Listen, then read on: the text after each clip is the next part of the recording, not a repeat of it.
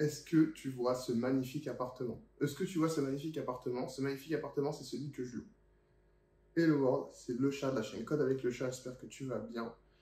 On se retrouve aujourd'hui pour une nouvelle vidéo où on va voir comment est-ce qu'on peut louer un appartement quand on est freelance. Si tu n'es pas développeur, si tu es juste indépendant, quelle que soit ton activité, reste sur cette vidéo parce que de toute façon, je vais t'aider. Je vais t'aider parce que je suis développeur freelance, développeur front-end freelance, je travaille en indépendant avec une micro-entreprise et je loue cet appart depuis bientôt 3 mois. Cet appart, je l'ai loué dans le parc privé français. Donc, c'est pas un HLM, c'est pas un logement d'État, c'est un logement privé. Et je vais te donner quelques conseils qui m'ont, moi, aidé à trouver un appartement. Que tu cherches à louer une maison, un appart, que ce soit, quel que soit le bien, si toi, tu es en freelance, si toi, tu es indépendant, reste sur cette vidéo, je vais t'aider. Je vais te donner 4 points simples. Donc, ça va être 4 points qui m'ont permis, moi, de réussir à louer l'appart en 3 semaines de recherche. J'ai eu 2 maisons et 2-3 apparts que je pouvais louer, donc où les proprios étaient OK pour me céder l'appartement en location.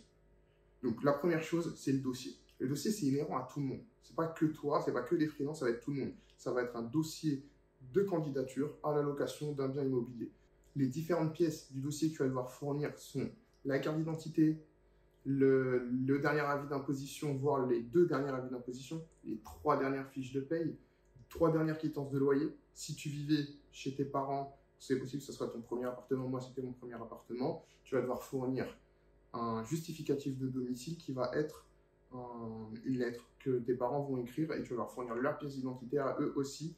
Et c'est possible leurs 3 dernières quittances de loyer pour justifier du lieu où tu habitais ou des factures liées au lieu où tu habitais. En tous les cas, il faudra un justificatif du lieu où tu habitais. Donc ça, c'est la constitution du dossier. C'est un dossier que tout le monde doit fournir et que tu vas devoir faire au préalable avant même de regarder les appartements. Constitue ton dossier.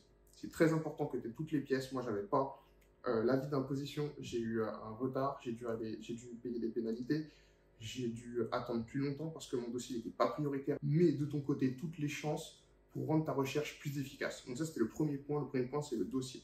Le deuxième point, c'est l'épargne. Comme toi, tu es freelance, parce que là, on va parler de freelance, on va pas parler de salarié. Comme toi, tu es freelance, tu n'as pas une situation dite stable. Comme tu n'as pas une situation stable, il va falloir rassurer les propriétaires. Tu vas le voir, ça va être mon troisième point. Mon troisième point, c'est viser les propriétaires particuliers, ne pas passer par des agences. Donc, pour rassurer ces propriétaires, on va avoir une épargne.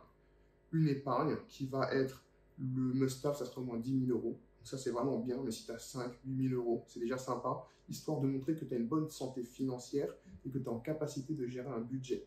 On va te demander une caution, 2 loyers d'avance. Si ton loyer il est de 800 euros ou 500, si ton loyer est de 500 euros, un chiffre plus simple, si ton loyer est de 500 euros, on va te demander 1 500 euros. À partir du moment où on te demande ces 1 500 euros, il faut que tu les aies, que tu sois en capacité de les donner et qu'en plus de ces 1 500 euros, tu aies de l'épargne pour rassurer le propriétaire. Donc, épargne avant de faire tes recherches. Pendant que tu es chez tes parents, pendant que tu ne payes pas de loyer, profites-en pour épargner, profites-en pour avoir de l'argent de côté et de mettre toutes les chances de ton côté pour rassurer le propriétaire pour avoir un appartement. Troisième point, comme je l'ai dit, j'aurais peut-être dû inverser les points, mais comme j'ai dit précédemment, viser les propriétaires particuliers. On va blacklister les agences. On va blacklister les agences parce que même si elles t'acceptent, ce qui n'est pas sûr, mais même si elles t'acceptent, tu passeras toujours en dernier, tu ne seras jamais un dossier priorisé par rapport au dossier salarié. Les agences, elles ont des règles qu'elles doivent respecter par rapport à leurs assurances, par rapport aux règles de l'entreprise et par rapport à les lois qui font que toi, tu vas vraiment être trop emmerdé. Disons le mot, tu vas être emmerdé par ce problème-là, par toute cette paperasse, toutes ces complications. Donc, vise des particuliers. Vise des particuliers parce que les particuliers, c'est des humains. Les particuliers, c'est des humains, ils sont comme toi et moi, on peut discuter avec eux. Tu vas voir ton particulier, tu vas voir ton propriétaire particulier, tu peux lui montrer ton compte bancaire, ta bonne santé financière, tu peux le rassurer, tu peux discuter avec lui. Et lui, même si, par exemple, tu as un profil que tu es au chômage, là, on sort du contexte freelance, disons que tu es au chômage, que tu as des problèmes, un particulier, lui, il peut prendre le risque de louer ton bien, de te louer son bien. Il n'a aucune règle à respecter, il n'a rien à respecter. Si toi, tu veux louer son bien et qu'il veut te dire oui, il peut te dire oui. Donc, c'est mieux pour nous, qui sommes freelance, de se rediriger vers des particuliers parce qu'on va pouvoir les rassurer. Moi, ce qui était bien, c'est que j'avais qu'un seul avis d'imposition, je n'avais pas deux, donc déjà, je ne pouvais pas vraiment discuter avec les agences. Là où le particulier, ça n'a pas du tout dérangé. Je peux lui montrer mes comptes bancaires, ça a une vraie valeur, donc je lui montre mon épargne, je lui dis voilà, moi j'ai une bonne gestion financière, je viens pas pour squatter ton appart et pas payer ton loyer. Ça n'a aucune valeur avec une agence. Vraiment, le particulier, c'est entre toi et lui, c'est lui qui a la décision. Et donc, le quatrième point que je voulais aborder avec toi, c'est la préparation. Comment on va se préparer? On va se préparer en amont. Que tous les trois points que j'ai précédemment cités, ce sont une préparation, mais on va aussi se préparer mentalement. Donc quand on arrive, on a déjà un discours. Pourquoi je suis freelance? Quelle est mon ambition, ma vision des choses? Comment je fais pour avoir des clients?